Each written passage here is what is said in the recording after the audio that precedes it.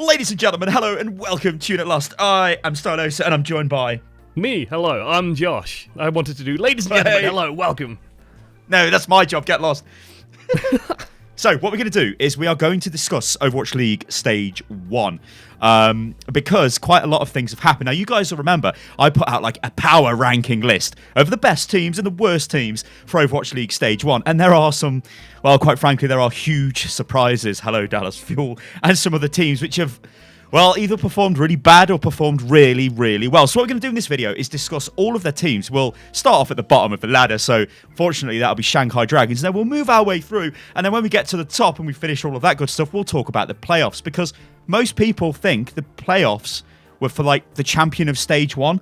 And in essence, it kind of was. But it's like, yeah, it's... we'll get onto that. Don't you guys worry about it. Right, Josh, let's start on Shanghai Dragons. Okay. Yeah, no real big surprises with Shanghai Dragons. I think pretty much everyone had them like picked to be bottom, if not bottom, then very near the bottom. Like, there's a couple of unknowns because not many people know much about that Chinese scene, so it's a kind of like, eh. But then, yeah, like even the people who knew the Chinese scene, sort of the people who I've seen and spoken to talking about it, even said that this team wasn't the best Chinese team. So it's like, it doesn't surprise that they've underperformed. They have sort of become the heart to it in the storyline where people have sort of rallied behind them. Like, people do you are get like, that? oh, yeah. Shanghai. Do you get that, though? Like, to me, I'm just like, you need to sort yourselves out because you're losing every game. It's like, I don't really want to be like, hey, come on, guys. I hope you'll win this time because they are, like, obviously they've made additions and we'll talk about them in a second, but they are, like... the worst team in the league. I want to say by far because it's, they're the pity team. Like everyone just feels bad for them, and that's not where you want to be. Like this is meant to be the top of the Overwatch. Like this is the Overwatch League. You are the best teams in the world, and Shanghai Dragons, and that's kind of how it feels at the moment. Like you said, they have some new players coming in. Most notably, probably is Gagori, who is the first female player to join the Overwatch League. Very, very talented off-tank player. Looking forward to see what she produces. Don't get that. Like they just think she's a Zarya player, but I think she's like one of the best diva players on the Korean ladder or something insane. She's like insanely good. No, I hope she does like really well. I mean, she's got a tough path ahead of her. We'll see what she can do. I mean, she's like... it's going to be difficult to judge her performance as well because she's on Shanghai Dragons. Yeah. So it's like, how well is she going to do? They also have a couple of other pickups. These guys aren't really players I've heard too much about before. I think two of them are Chinese, Sky and Fearless. And then one is Adu. Oh, no, Fearless I think is Korean, sorry. Who plays for a team called Element Mystic, which... I'm pretty unfamiliar with, to be honest. I've never heard of that. And then you have Ado, I don't know, who played for MVP, which is a known like team and organization, but never really had great results. So they're probably not going to be too much better in Stage 2, unfortunately. Maybe they can, cause some upsets. That will be amazing for them. They have a really nice looking skin that lots of people seem to like buying. The shirts look great, but there's not really much else to say about them. It'd be nice if they got a win. That would be nice because they're on 10 defeats. Oh dear. Like their record, it's 10 defeats, but it's like the map wins as well. Like 6 map wins, 36 map losses. Like that's crazy. Yeah, that is so bad. Yeah. All right, let's move on. So next up, we've got Florida Mayhem. Now, Florida Mayhem, they've got 1 win, so they're slightly better than Shanghai. Their map score is, 8 better than Shanghai, which it's still minus 22, which is pretty bad. So, I mean, kind of the deal with Florida is everybody expected them to kind of be a little bit higher, possibly, but definitely in the bottom half of the table. And the main reason for this is they only had 6 players for Stage 1, which isn't great. I mean, I know from first-hand experience, and I guess you do as well, Josh, but when you see the teams, especially Spitfire, and, they've got 12 players, it's such an advantage to be able to scrim against yourselves and just to be able to substitute players in. Maybe you've got, like in terms of Spitfire, they've got a specialist Pharah player in Hureg, so if you need Pharah, you bring in Hureg. Like, Florida just didn't have this depth. They didn't have the ability to train with themselves. They were very, very static. They were very easily readable. This caused them tons of problems against everybody in the league. And yeah, they do funny stage entrances. Yeah, I mean, we talked about that a lot when we were over there. Like, the Florida Mayhem, they've saved themselves from being the team like Shanghai that's the losing team. Now they're the meme team, but I know you have very strong opinions about... I do. Would you like to be the meme team? Yeah, you know what? Like, these guys are professionals. You want to win. You don't want to be known as the guys who walk onto the stage with a plastic tree. And I'm just like, guys, play the game. Like, I've got no problem. If they're winning games and doing stupid stuff, then that's great. But they just get smashed, and it's like, oh dear, Yeah, and like, so my cards on the table. I love Tavik. Like, Tavik is one of my favorite players in the Overwatch League. I think he's a superb talent. He's an amazing player. He has that carry knack in him, and I think he's like hungry to be one of the best players in the league. But as it is now, he's trying to do too much. He's spread way too thin. He has to play like 5-6 heroes in a series, and that's just way too much. Way too much. Now they do have some transfers coming in. While I double check these very quickly. Well, I know Zappis was the first one they announced, and I do like Zappis as a player, but I think there were rumours that Zappis is coming in as the main tank. Now, Zappis he's the main tank player, which is weird. I don't understand. He's like, it's weird. Well, I mean, being fair, like, Swoosh was also a weird pickup for a main tank role, because he was traditionally a Genji before he became a main tank, and it was sort of okay because he went from Genji to Winston, and there is overlap there, especially coming out of the back of dive meta, but Swoosh sort of filled that role. So yeah, they have Zappis coming in, and then they have 2 Koreans as well, which is Saya player and Awesome Guy, and it's going to be interesting to see how those guys like mesh into the team as well, because this is a team mostly of Swedish people. I imagine they are speaking English because they have a Belgian and now 2 Finns in there, but yeah, like that English Korean divide has caused problems for teams in the past, and communication is going to be so important for these guys. That said, they do have more talent now, and maybe that's going to take some of the burden, especially off Tavik. And some off Logix as well, because I think Saya player is like a dedicated tracer. Yeah, he's a really good player. I remember watching him in Apex. He's pretty good. So he should be... I mean, like, to be honest, their additions are pretty good. Like, I think Mayhem can only really get better. I can't see them getting worse. If they do get worse, then I'm going to be like, whoa. Yeah. Anyway, let's move on to a big one. This is number 10 in the league. They have a record of 3 wins, 7 defeats, and a -11 map score differential. This is Dallas Fuel. Oh, dear. Yeah. Oh, dear. Ooh. Filling at the bottom of the league. This was a team that everyone was, like, myself included. I tried to split the league up into, like, tier 1, tier 2, tier 3. I had them at 4th. These guys at least 4th minimum. So did I. Yeah, I was expecting, like, really, really good things. These have good players, they're experienced players, they have this core coming from Envious that was, like, one of the most veteran and experienced in the whole of Overwatch. I've watched this team play since beta, and now, what the hell happened, Dallas? Well, what went wrong? Well, what went wrong? They're a team of, like, tilt lords, they have memers, oh, God, everything went wrong. I don't know how this happened, but it did, and it's tragic, and now it's just, like... There's a meme in, like, you know, English sports where it's like, oh, England went and visited so-and-so children's hospital, and then, like, it was just so distressing to see their faces so despondent and dejected, said so-and-so age 8, commenting on the England football team going off to go and play and get slaughtered out on the goddamn World Cup. And now Dallas Fuel feel the same. Like, you look at these players and they look broken. Like, it's this is the biggest disaster in the league. This is just the biggest disaster. Like, this would be, you know, often I compare to the English Premier League. This would be like Arsenal being in the relegation zones. This is like this should never have happened. These players, that core of Envious, they're champions. These guys went to Korea for the first time in, like, esports history as a foreign team and won a championship. That's never been done. Like, they are great players, but what they did in the Overwatch League stage 1 was just... Oh, I mean, like I said, Florida can only go up. Dallas, they've made additions, which we'll talk about in a second, but their goal has to be, I mean... They have to win, like, every game. Envious, especially, like, that's a historic team. Brand. That is a team with some cojones behind it. Like, you've got to perform if you're playing on this team, and especially with this level of players, like, something's got to give. So yeah, like, they did talk a lot at the start when they started getting those negative results. The coaches came forward, started saying, yeah, we're just trying to sort out the problems, we're focusing on ironing out these issues. A lot's been sort of said about Taimu having to step up as sort of being the in-game leadership, and they definitely seem to perform better if Taimu's playing or if Taimu's on point. But Taimu seems to, like, be constantly on social media saying, oh man, I'm playing so badly, I really want to do better. And so it's like, is that just undercutting him? Is that a little bit too open on Twitter, or, like, what's going on there? But they do have that upcoming player for stage 2, which is AKM, which again is kind of a concern because it's another DPS player. Like, now they're really going to be overloaded on the DPS front. Effects also, I think he was away in Korea for a day or two, or like one of the weeks, so he's back in action now. But now it's going to be AKM, Taimu, Effect, and Seagull, all vying for the same DPS slots. And another DPS as well. And it's like there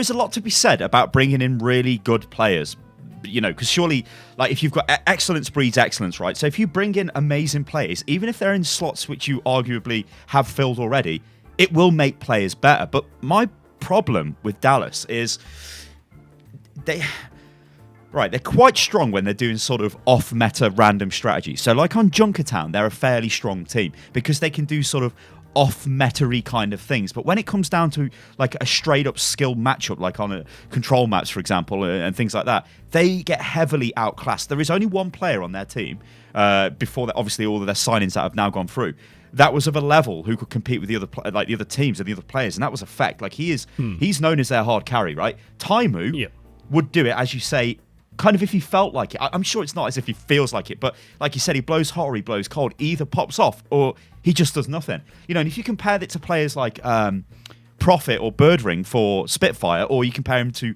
Pine for New York Excelsior or Sabiobi, these players pop off every game. Like they're so consistent. Taimu, I think he can do it, but it's just, is he going to do it? But then you look at Effect, he does it most games, but he can't, you can't carry an Overwatch. You can't have one guy playing and then like the rest of the team sort of not performing. It's such like, this is such a sad story. Like, I speak to a lot of the guys involved with Dallas, and I mean, surely they can only get better. Like, I cannot see this getting worse. If it does get worse, then there will be major. Oh yeah, if it gets worse, this changes. is going to be. That's it. If it gets worse, probably what's going to end up happening is it's going to be a team of Koreans in by stage 3. And that would be a shame, because these are some stars as well. Like, I want to see Seagull do well, for example. I love the guy. We know Brandon. We love Brandon. And I want to see him do well. And I think he can do well given enough time. But can he do well enough at the level that he needs to be at in Overwatch League? We'll see. Maybe with bringing on all the extra DPS players, because there is another DPS player coming in as well. Like if he focuses down, if he just plays like Genji and Pharah, then maybe he could be that level. Or if he just plays Genji and nothing but, then he could maybe hit that level. But then is having like completely one-note players going to be enough? We'll have to see. Well, the rumours are AKM, who is arguably the best soldier in the game, he's been playing a lot of Genji, so I expect to see him being the sort of Genji specialist for the team. Because, they don't need a Tracer specialist, so that could be interesting. But, like, where does that leave a player like Seagull? I think that sort of, cements him in the role of the Pharah, kind of, the Pharah, the Junkrat. Seagull historically was a soldier, like, as in soldier in TF2, so, Rocket history at least. Yeah. Taimu probably, if that's the case, if they do, well, actually, with AKM coming in, like, I was expecting Taimu to just go almost full-time like Roadhog, just be pushed more and more into that off-tank role, because AKM is also known as having an amazing McCree. When he played back for Team Liquid, AKM's McCree was pretty much second to none, so, like, it's an interesting roster, but Dallas has to go up, and I kind of hope they do, because this is a team I know I love. They have a lot of top-tier European talent on them, especially with AKM coming on board now, and I want to see these guys do well. Okay, let's move on to San Francisco Shock. These guys 9th in the Stage 1 standings. They won 3 games, lost 7, and they've got a map differential of -8. You know what? I'm like, can I say this? This is probably the most boring team in the league to watch. Oh. I would actually agree. That was running through my mind as well. It's like, what do you say about San Francisco Shock? IDDQD, did he play at all? No. Nevix is an amazing player. I think Nevix is one of those players that you will see him in the Overwatch League non-stop. He's played pretty much every single role in Overwatch now, including shot calling, DPS, tank, support, you name it, he's done it. Baby Bay is explosive, can do a lot, is apparently the shot caller for the team while playing DPS. That's a little bit interesting. That's strange, very strange. Beyond that, Shock just, I always mix them up with Fusion, and whenever I talk about them, I want to be talking about Fusion instead, because Fusion are just way more interesting. So Shock just need something. They need something to just make them exciting. Did they announce any transfers? We'll take a look.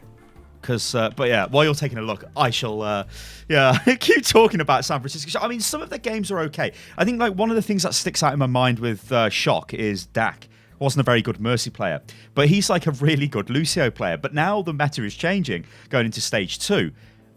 He'll be able to play more Lucio, so we should be able to see him sort of play at a higher level, because some of his plays on Mercy were just like, they were horrible. They were like match-losing plays, popping Valkyrie at the wrong time and all kinds of stuff like that. But It's one of those things that I'm looking forward to for stage 2, is seeing a lot of these good support players getting off Mercy. Like, I mean, when we get to Seoul as well, like Toby is going to be an amazing Lucio player. Well, he's the best Lucio in the league. Exactly. As for transfers, no. San Francisco Shock have apparently just picked up more coaching stuff, but that is it. And it's someone called Junkbuck. I have no idea who he is. I'm sure I could find it if I spend enough time looking, but there's no articles on him, so hey. We wish him all the best. Right, let's move on. LA Gladiators, they are rank 8. They have won 4 games and lost 6, and have got a -10 map differential. Now, this is where I expected these guys to be. Like, they've got some good players. You know, Shawfall's a great player, but they're just sort of like, I don't know, like a mid-table. That's where I've seen these guys as. I mean, they've made a great addition, which... That one was announced, I think. It is. It's fine. It's fine. Good, fine. No, it's not like I have information available that I shouldn't be talking about. But no, this is fine. So, yeah, they've got a pretty major addition to their team in the tank slot. Now, obviously, this is Fisher from London Spitfire, who is a really good tank. Obviously, Spitfire is blessed with a lot of riches, so they've got an even better tank in Gesture. So he kind of was almost in a way surplus to requirements. Now, given the nature of these players, they need to be playing the game. However, Los Angeles is, Gladiator's tank, iRemix, I just don't know what happens to him now. Because you've got a straight up upgrade. It's the Korean over a Western player. But what do you do in that situation? Yeah, I mean, it's going to be, like, maybe he just gets pushed more to off-tank role. We'll see how that goes. Like, if they want to dedicate more players on more specific heroes, they could try and get that working. But yeah, like, iRemix compared to Fisher should be, on paper, is way, way stronger. We didn't get to see Fisher, I think, at all during we did, but only for a few maps, I think. Only for a very few maps then, yeah. It wasn't played much at all. So it's like, we have very, very little data on Fisher. And iRemix, he's there. He's not blowing my socks off. He's not the player that when you're looking at LA Gladiators, you go, oh yeah, he's really good. Like Hydration, for example, is a player that I love talking about. His Farah is one of the best in the league. Apart from when he whips Doomfist out. Yeah, like, oh god, don't get me started. I hate just novelty picks of Doomfist. I've never seen it pay off except for when you're playing against Shanghai Dragons, and that's because you're playing against Shanghai Dragons. So I'm not a big fan of the Doomfist. But yeah, his Farah is amazing. Shawfall is a player that has a high amount of potential at the very least. He might be in a bit of a slump at the moment. I know he went and did a very, very public thing on his Twitch saying that, oh, well, everyone says that Time is in a bit of a slump, but Shawfall, no, he's trash. But Shawfall is one of the sort of better American hit scan players, or I think he's Canadian, but from the American region he's Canadian. At least. NA. Yeah, North American. He's one of the better hit scans from North America. He's actually, like, he's also a good personality as well, so that's definitely a strength for the team. But yeah, like you said, LA Gladiators, I always had them as kind of like the midpoint, sort of the bottom of tier 2, could probably beat a lot of the teams that I would put in tier 2, definitely would take maps and probably go 3-1 or 4-0 against most of the teams in tier 3. So yeah, nothing surprising out of them. Purple looks great. I love purple. It's the color of my channel as well, so hey. I mean, I also really like Shaz as well. I think Shaz is probably one of the best Western supports in the game. So it is like I do like watching LA Gladiators. Whereas, like, you know, I think about San Francisco Shock. I don't really go, oh, wow, it's a Shock game. I need to watch it. But if it's Gladiators, I'm like, oh, yeah, I'll watch that game. Could be interesting. Unless Hydration plays Doomfist, and then you're just like, what are you doing, son? You've done nothing. Then that's interesting, but for the wrong reasons, shall we say. It's like when Effect plays Doomfist. Oh, dear. Right, let's move on. Number 7. This is Philadelphia Fusion. They have won 6 games, lost 4, and they have a map differential of -4. Now, was this a surprise to you? Yes and no. Like, Fusion, it was hard to read Fusion. Like, everyone had a bit of a tough time reading Fusion because they didn't play in the preseason, right? They had visa issues and stuff, couldn't get the players over, so couldn't play in preseason. And then when they did play, everyone was like, oh yeah, these are just like the best dive team in the world. Like, they have some of the best dive players. They have some really aggressive players.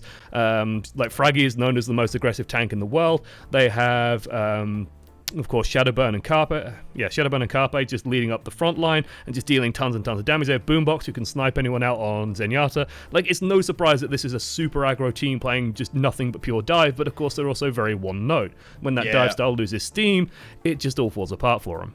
But this team, I mean, when you look at Carpe and Shadowburn, obviously with Fraggy being super aggro, it's great for them because he just goes in, dies instantly, but creates space. And those guys, Shadowburn and Carpe, are so fast at jumping on whoever the hell he was attacking. They just delete them. And it is, honestly, I think this is one of the better DPS duos in the league because they're constantly playing together. And, like, Shadowburn is, like, he has now proven that he is the best Genji in the league in my eyes. Like, his like he constantly plays the guy. Like, I remember there was. It was Temple of Anubis, and he whipped out the blade. He bladed them, and then he had another blade. I was like, what is going on? The guy has got another blade that he's now going to use in the same fight. Now, granted, Temple of Anubis, so the fight's going on forever on the point, but it's just insane. Like, I think enemy teams have a very real fear of what he and Carpe can do to them. But then, like you said, because they're quite one-dimensional, it's going to be Fraggy jumping onto you, Craggy and... not Craggy, he's the bloody Hurricane player. Carpe and Shadowburn are going to be straight onto that target. So if you deal with those guys, what do they have? Like, yeah, Boombox is a great support. But Boombox, I noticed, was getting absolutely targeted down by a lot of the teams. They would, like... As soon as the fusion dive starts, the dive for the other team would start. Boombox is on his own. He has no protection. Nobody's peeling for him. The off tanks don't care about him, and he's just dead. And it's like, oh, unlucky. So yeah, they are very one-dimensional. Like a little bit harsh as well. I think Dayfly is a big weakness on the team. Nothing that Dayfly ever did kind of amazed me. Of course, one of the other breakout stories for Fusion was Poco. Coming out and being probably one of the best divas in the league. It's probably the best diva bombs at the very least. He's highly aggressive diva. Yeah. Yeah. But he fits the team, right? They're all highly aggressive. This is a fun team to watch. This is like, what's going to happen what's just going to happen? It's going to be explosive if Fusion are playing. In terms of their placement at number 7, I don't think I actually ranked them because my sort of power ranking thing was based on what happened in the preseason. So I just sort of left them out, but said, hey, they could be pretty good. If I was Fusion, I'd be happy with this. I'd be like, right, we've done okay in stage 1. We can only really get better, to be honest. I think they are better than all the teams below them in the league. Yeah, I would agree with that. The question now, though, is as we move into Stage 2, we're moving into what could be a tanky meta, and dive and tanky are oil and water, right? Like, that said, it will be a horrible, it will be the darkest timeline to me to see Shadowburn playing Roadhog. I imagine if anything they'd put him on fire or something, but could you imagine watching someone like Shadowburn pushed onto something like Roadhog, something slower, clunkier? You want to see him on these high mobility, high action heroes. You want him being out there killing people, doing fast things, doing him so well it blows your mind, building up ultimates faster than you can blink. That's what you want out of Shadowburn. If it does slow down a lot, that would really, really hurt Philadelphia Fusion. Okay, so let's move on to number 6. This is Boston Uprising. Now, they won 6 games, lost 4. They notably beat London Spitfire, and they have a +10 map differential. Right, I said these would probably be down the bottom with Shanghai. No, I don't think I said Shanghai would be down the bottom. I think it was Boston and Florida. And I think everybody was saying Boston would be a very, a bad team because there were a lot of players from, I think it was Toronto Esports and sort of lower level teams where people were like, hey, look at Dallas, look at the history of Dallas. They're surely going to be way better than Boston. But, well, as the standings show, that was not the case at all. Yeah, they are one of the biggest surprises, if not the biggest surprise. I think they're tied with Dallas Fuel being terrible, Boston Uprising being fittingly named as the Uprising. These guys really came out swinging. They took down some giants. They managed to play extremely well, and they just became this sort of, everyone sort of went into it. The first couple of weeks rolled out, and it was like, oh yeah, they're doing a little bit better than expected. And then it was like, hang on, these guys are just beating everyone. They're really playing well. They're playing solid Overwatch, and Dream Casper especially has sort of come out as this breakout star. American player, used to play for Tempo Storm, and now he's just this phenomenal DPS. I mentioned to you, I think the only issue he has is he's got a terrible name, and if he had an amazing name, everyone would be talking about him non-stop because he's worth talking about. He's just incredibly good, but they're just playing solid, well-communicated, well-executed Overwatch half the time, and that's what you want to see. Well, I mean, Dream Casper is probably the most improved player. Or when you say most improved, it's I don't know, potentially the guy was always of this level, just now he was given a platform to shine and a better team to work with. But he is sort of like a breakout star. Nobody knew about this guy. Who is he? He's just some guy who plays for Boston. But every game he played, he was putting work in. This guy was playing really, really well. Boston, Boston is one of these, probably as we go forward into the future, one of these classic Overwatch League stories where it was a team people thought, hey, it was not going to do too well. But actually, this team could have been in the playoffs. They were kind of unlucky towards the end. But they, I mean, like you said, when you look at the roster, Dream Casper, great player. Gamsu, yeah, I think he's okay, to be honest. Neko's okay as well. Striker was playing out of his mind on Tracer. Striker is actually one of the, you could put him up there as one of the best Tracers in the league. He was just what? I don't think we got to see mistakes play, did we? I don't remember. No, we playing. didn't, mostly because like I think Striker's there, so Well, mistakes have sort of become a little bit. Mistakes, if you aren't aware, as a tracer player, so it's like if you have Striker, who, like you said, was playing out of his mind. I had a couple of people also come up to me and said, like, you might be underestimating Striker, he's really, really good. And hey, they were right. And it's like, hey, yeah, this is, again, another one of the strong DPSs. But, like, just to sort of round out the list, like, Kellex, for example, as support, is probably the weakest link of the team, is what I'd say. But the support meta especially is changing a lot, so we could see a lot better coming out of him coming up soon. But, yeah, otherwise, this was one of the breakout stories. And if you're a Boston fan, you must be over the moon because you got in there early and you proved everyone wrong, and now you got this great storyline. Like, it's amazing. I want to see them do better. Well, this team, like you could say every other team below them, probably with the exception of Shanghai Dragons, have better players than Boston. So why is Boston above them? This just goes to show your coaching has such a massive impact in this game. If the team is coordinated and playing together, they can do so much work, and I think Boston is like they're the epitome of this right now. Anyway, let's move on to an interesting story. So number 5, this is Seoul Dynasty. They won 7 games, lost 3, and have a map differential of +9. Now, I'm sure you're aware, Mr. One amongst many. Most people had this team down as number 1, the best team in the league. It's lunatic high. With some additions, they can surely only get better. It is the most successful team in Overwatch history before it became Seoul Dynasty, and it's rank 5, didn't even get into the playoffs. What is going on there? Yeah, it's insanity, like, this situation. I mean, like, to just take away, like, the lunatic high part, it's Seoul Dynasty. Like, Apex was producing the best Overwatch. Korean infrastructure and players are super dedicated, super hardworking. They were the best players in the world. Seoul Dynasty had the pick of the lot. Like, every Korean, I imagine, wanted to play on Seoul Dynasty. If you represent your country, you go out, you play in the top league for the top prize pools, and you go and you smash everyone. And they're 5th. Like, how did this happen? How has this happened? How has this situation arisen? And there's a whole piles of speculation without being an insider knowing the inside of Seoul Dynasty. It's really hard to say. It could be that they were riding on their talent. Like, this comes up a lot, that they were riding on their talent and didn't have strategies properly worked out when their talent, everyone else sort of trained super hard and caught up to them. It could be like some people, I think Bren was especially vocal about Ryu Jae-hong perhaps not stepping up, being a leader enough in game and just sort of dictating what was happening enough. They definitely did look a bit weaker when Ryu Jae-hong wasn't playing. But what is that all Ryu Jae-hong's fault? I don't know.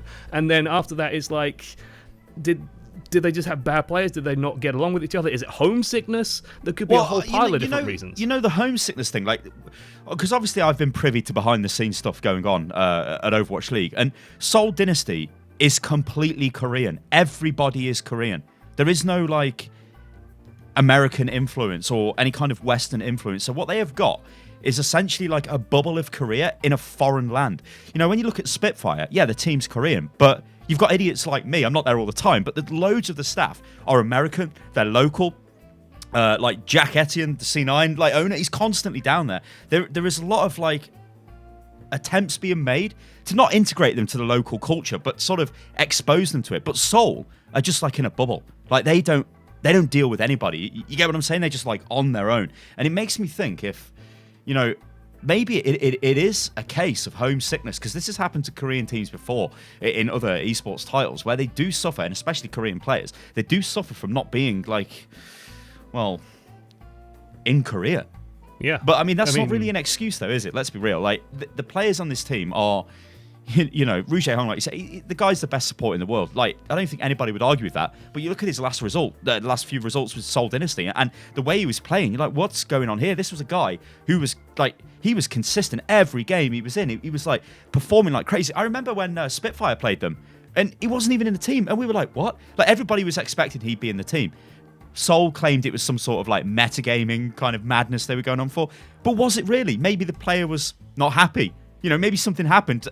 We just don't know. But I cannot, for the life of me, work out like why they are fifth. It's so my suspicion weird. It's so has to be like, my suspicion is like the homesickness issue, just because to me, like, they had a really strong start. They looked as strong as everyone was expecting. They had 1 or 2, I think, upsets in the early weeks, but beyond that, they looked pretty much unbeatable. And then towards the end, towards week 4, week 5, they suddenly started, they went 3-2 to Houston Outlaws, which, Houston did well, but Seoul Dynasty is Seoul Dynasty. London Spitfire is just like another Korean team. These are Korean champions. Okay, whatever. And then like they lose to Valiant and stuff like that. And then when we were there, when we were physically sat in the room watching, they were getting getting pressured by San Francisco Shock. Like, Yeah. they got pressed hard by San Francisco Shock, and it's like, how does that happen? Is that fatigue? Is something going wrong? It just doesn't seem right. And yeah, like, Seoul need to turn it around, because they, like, Koreans are proud. They are very, very proud of their esports heritage. And a lot of people, I imagine, are going to be looking at this, and like the Korean community itself as well on Invent and stuff are ruthless. And I imagine they are not going to be happy with how Seoul performs. So I imagine there's a lot of discussions happening internally, and I imagine something's going to change. So just to explain to you guys what Invent is, it's kind of like it's like a message board. It's kind of like Reddit in a way, but for Korean esports. So yeah, when they get up in arms against something, and believe you me, they do. Seoul Dynasty, it's like those guys will be suffering. Like a lot of this, we're not really exposed to this because we're like Western. You know, we go onto Reddit and all of that kind of stuff. We don't read that. We don't read Invent, but it can really affect them. You know, if you're a champion and as soon as you start losing, the Korean fans are vicious. They'll be right onto them, like, and they'll give them like, hey, you know, what's going on, Seoul? But I mean, that's the question, right? What is going on with Seoul? Oh my God, they have to get better. They cannot. If they get worse, I mean, like I said, Dallas Fuel is a shock that they're 10th, but Seoul being 5th, that's arguably more of a shock because we've got 2 Western teams above them. Yep. It's definitely one of the big storylines going forward. Like, crazy. I mean, I will also say this: in the West, there is like a Schadenfreude, a feeling of like people get very, very up in arms about beating Koreans. Like in the West, people get very, very happy about it. And we have a couple of teams coming up that managed to do that numerous times. I think the next team on the list did just that, which is Los Angeles Valiant. Yeah. So Valiant, they finished 4th, and yeah, they went 7-3 in map. 7-3 win-loss and plus 13 map differential, and they played really well. They played really, really well. Yeah, it was good to see as well. Like, Valiant is a team of players that we've seen for a long, long time, and some of them are definitely like players that have had breakouts in the past. They've done really well. Soon and Anko, of course, playing for Rogue for ages, bring in experience to the team, bring in some flair to the team. Like, Soon's Tracer is phenomenal. Soon's backdooring is apparently incredible. He seems to be like one of the sneakiest Tracers in the world. I know the guy who does the statistics, Ben, or Captain Planet, he was mentioning that they want a stat to track how close team members are to each other, because they think that Soon is probably spends most of his time away from LA Valiant. Like, he's always in the backline. He's always sneaking away from the team, doing things off on his own and making space for them. But it's a unique playstyle, but it seems to really be working for them. Outside of that, Agility is incredible DPS. Silk Thread also incredible DPS. Played 2 very separate different styles as well. And then like Kareev as well, support player, plays Zenyatta. Like, he was up there as Boombox was making his name. Kareev was hot on his heels, also doing the same thing, like just becoming this explosive, dangerous Zenyatta player. So it makes me really happy to see these players do so well. And of course, Numlocked, friend of ours, it would be nice to see him. Unfortunately, yeah, he's not had a chance just yet. Oh. It would be nice to see him. Yeah, but you're right. I mean, Valiant, they are a strong team, and this is one of those teams again that I will, like, on the Overwatch League app. This is one of the teams I get alerted to when they play because I want to watch them play. You know, it'll be exciting. Like, you know, Soon is going to try and backdoor. Sometimes it works out for him, and sometimes it doesn't. Spitfire, we're expecting him to backdoor, and there was a point on Iconvold where he almost did it on the second point, but I think who was it? I think it was Nuss. It might have been Nuss. Just wiped him out on Zen. Just like charged shot and killed him. He almost did it. He almost got it. But yeah, like, this is an exciting team to watch, and I'm like, I think they're performing. They're performing about as expected. Like, I had these guys as like 5th. Like, I was expecting about 5th. Yeah. Yeah. Like, top of tier 2, they could probably take a couple of maps off tier 1 teams. They should beat most of the others in that pack, like tier 2 pack. They have that ability. And I'll also like highlight, while I'm going over players and looking at the players, Envy as well on the Diva has definitely sort of come up as one of those breakout players. He seems to be doing really well. Not quite like the explosiveness of Poco, but certainly just in terms of performance, in terms of what he's getting done, he's actually one of those standout players. So if you're an LA Valiant fan or want to be a fan of this team, like, Envy is one of those players to sort of celebrate and watch, keep an eye on. Especially if you're a Diva player, you want to look at how good Divas play. Envy is absolutely one of the guys you should be looking at. I think it was Bedosin who killed him. Anyway, let's move on. Right, so London Spitfire, number 3. So they won 7 games, lost 3, and have a map score of plus 15. Okay, so I obviously know quite a bit about London Spitfire. So before I start waffling like an idiot, what do you think about this result? A little bit disappointing in terms of I expected them to be second, maybe even first. But yeah, it's about where you would expect these guys to be. They are some of the best Korean players in the world. What was interesting to me from a narrative point of view, from a storyline point of view, was the emergence of like Birdring and Prophet in particular, and then sort of the falling to the wayside of Rascal, of Hureg, and sort of not seeing so much of those guys, but seeing that Birdring Prophet, that dream team lineup sort of come out and start smashing people was absolutely impeccable. I think Birdring is an absolute carry, an absolute monster. Has been playing out of his mind. London Spitfire in general, like there's, when teams talk about London Spitfire, they say, where are the weaknesses? What are the weaknesses of London Spitfire? And it's like they don't really have one. They are just all-round good players. There's no glaring flaws. They have surprises up their sleeves for everything. They can prepare for everything. It's just sometimes I think they don't take it seriously enough, and that's where you get these sort of losses coming to teams that they should rightfully be able to beat. I think it's like a flexibility issue. Like I think sometimes they stick with something that might not be working a little bit too long. Like when they play against certain teams, if there is a, let's say that Team A are rolling some sort of comp which seems to be quite effective against Spitfire, it would have historically taken them a little bit of time to identify what was going on and then switch to deal with it. Because like you said, they're like a Swiss Army knife. They can do whatever they like. They just need to be faster at identifying when they need to change. Now, Prophet and Birdring, this is the best DPS duo in the league for just like consistency. When you look at league statistics, Prophet is the only DPS with a what was it? He's basically the best DPS in the league in terms of eliminations, which is like outstanding. But as you say, Birdring has insane carry potential as well, because this is a guy that will just like wipe the enemy team out on Widowmaker if he decides to do it, and you're just like, what is going on? They are so explosive to watch. Those players are. It's insane. And I had the privilege of playing against them as well, and they just wrecked me. It was quite nice.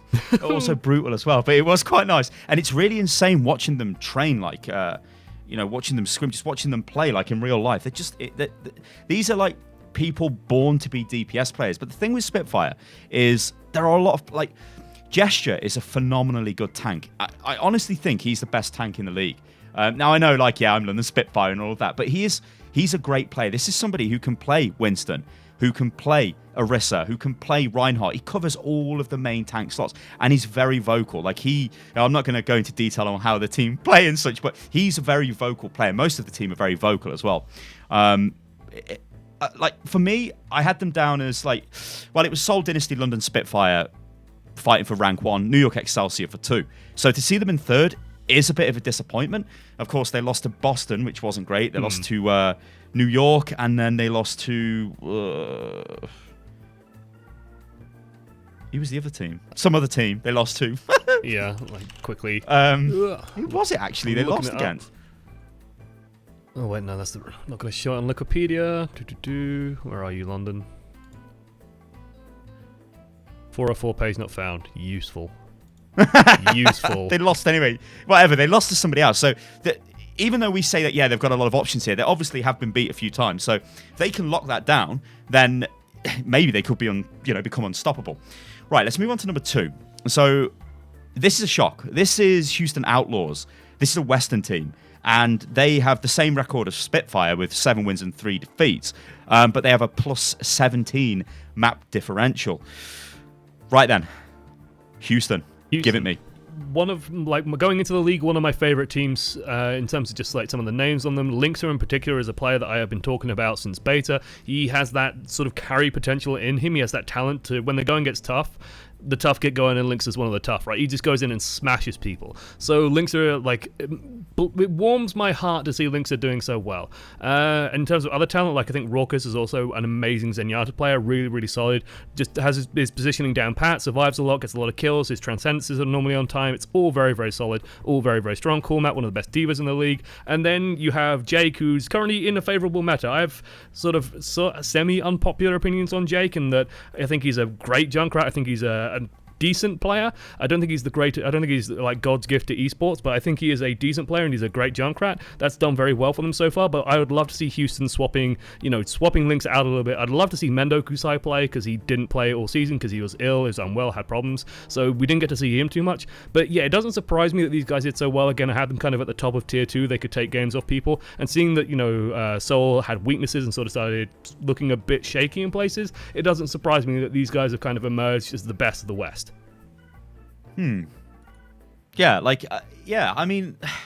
you can say things like, yeah, the meta was maybe slightly favourable to them and stuff like that. You know, what are we going to see in the future when Mercy's gone? Some of the, you have to be more... Well, the thing is, they have like Boink on the they have Boink on the sideline as well. Who he came out when they play Control. He's a solid Lucio. He has an amazing history because he comes from a team called Oink Oink. Here comes the Boink, which is a brilliant team name, and I miss it dearly.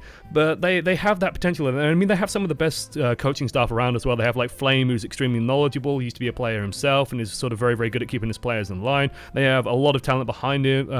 Tyrong as well, feeding them lots of information, keeping them all trained up and spick and span. Like, I met Tyrong outside the player lounge, and he was like, "This is Dialosa," and I was like, "Yep," and he's like, I was like, "Wait, who's this guy?" Yeah, but you're right in what you're saying. Houston are like,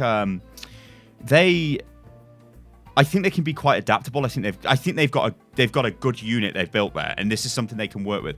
So while it is quite surprising to see them at rank 2, I don't remember what I had them down as, but throughout watching their games in the season, you would say they would have been hard done by if they were anywhere lower than rank 4. That's what you'd expect them based off what happened in the season. And I don't know. It's good on one hand to have a Western team performing so well. But on the other hand, London Spitfire are below them, so I'm not happy about that. Right, let's move on to New York Excelsior. Number 1.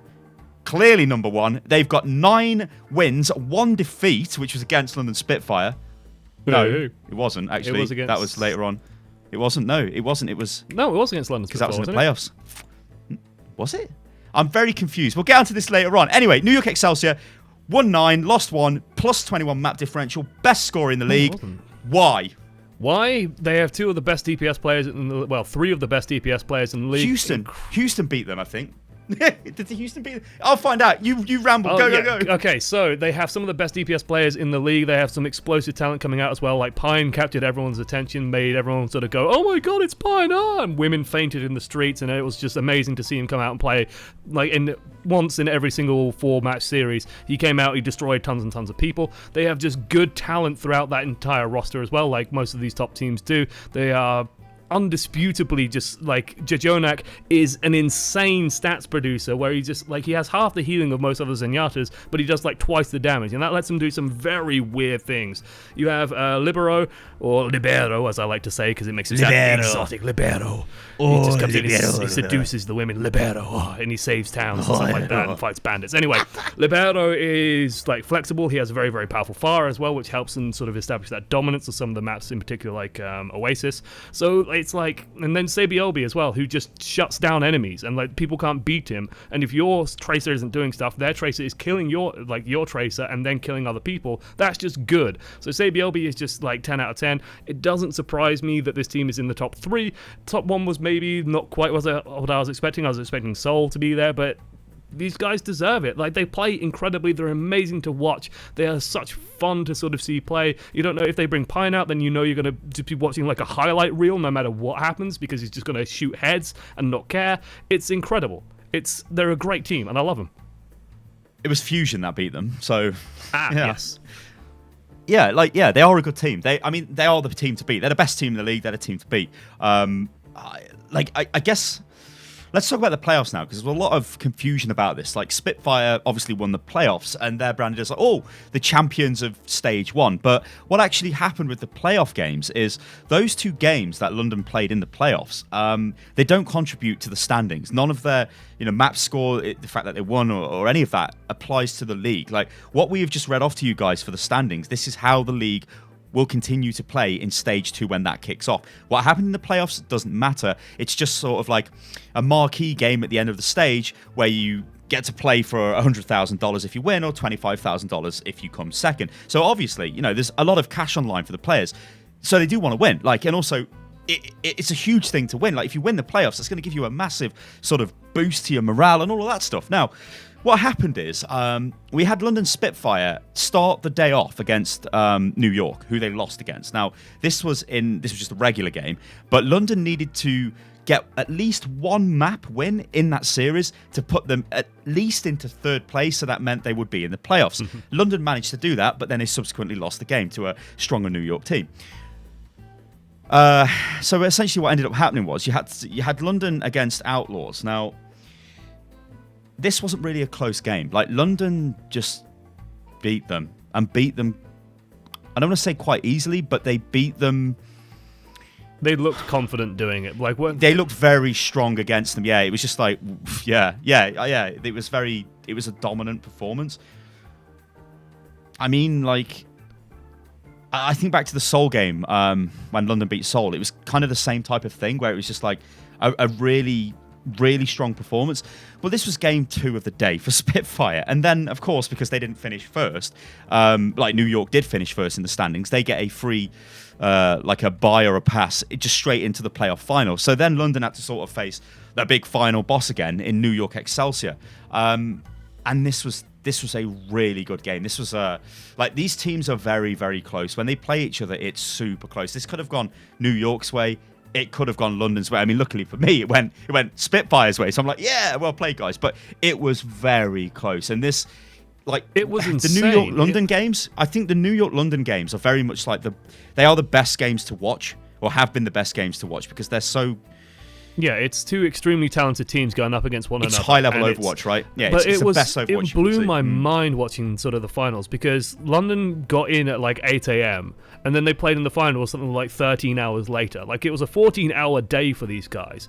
We managed to sort of sneak into the practice room while we were doing some stuff, and it was like they were getting ready to do internal scrims, looking for other teams to scrim to just vary up the practice, getting like the 5 minutes rest that they could. They were working solid under the most high pressure circumstances you can imagine, playing for a huge chunk of prize money, and then they go. We were wasted sitting in the crowd. We were exhausted I was watching it, let alone like, playing it. And when they went 2-0 down, like, it must be so hard to fight that part of your brain that's just going, man, we've had such a long day. We're being beaten here. We could be slaughtered here. Let's just end it. Let's just check out mentally, finish the day. This doesn't mean anything, whatever. We'll move on. But they didn't. They hung in and they did it. They came back and it was amazing. It was incredible. Like, it's like the least British part of London Spitfire now. It's the fact that they actually made a comeback the fact that they can win as well.